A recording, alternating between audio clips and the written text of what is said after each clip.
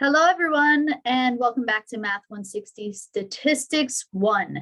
We are going to look at how to use Excel to create a scatter plot and include the line of best fit.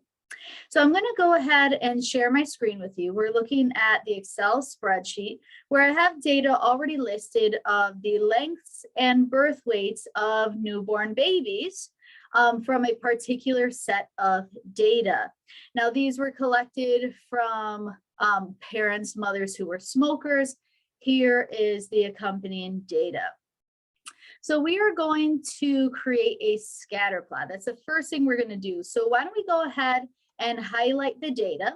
We are then going to go ahead and click on Insert. We'll click on this bottom box here. It says Insert Scatter or Bubble Chart. So we're going to click Scatter, and we're going to click again for this first particular option.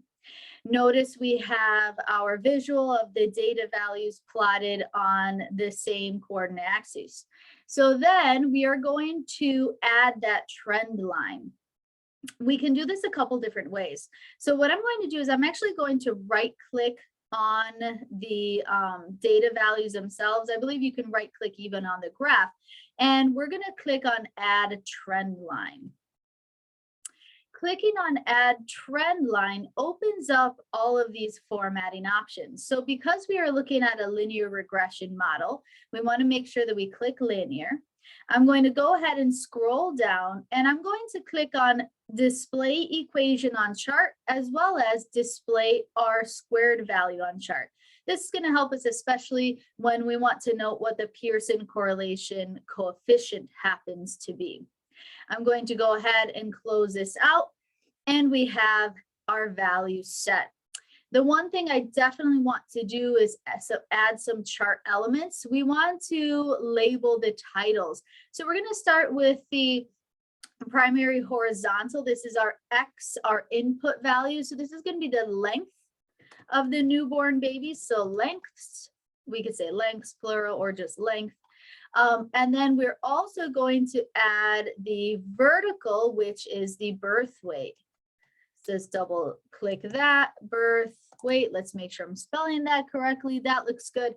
And then we're going to say the length and birth weight of newborn babies to smokers. Okay, so we're looking at that particular data.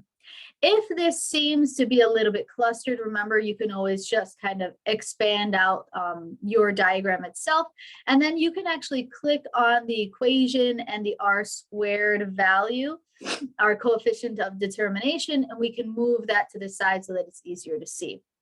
Everything that we have here is exactly what you will need for your next application assignment, and you'll be able to answer all of your various questions. Recall that if you want the Pearson correlation coefficient, R, all you have to do is take the square root of your coefficient of determination, your R squared. And it's as simple as that. You don't even need to have your data analysis package installed on your Excel. Notice I have data analysis here. I could, if I wanted to, click data analysis. I could run the correlation just so I can figure out what the Pearson correlation coefficient is. So I'll just demonstrate that to you all. So I've highlighted the data that I'm using, and I'm going to make the data output here in this section of my Excel spreadsheet. So I believe I included that top, which means the labels are in the first row, length and birth weight, and we'll click OK, and there you have it. So we see that the Pearson correlation coefficient is 0.85 roughly. So a strong positive correlation. And that concludes our lesson. Hopefully that will help you out. You should be just fine for your next application assignment. Good luck.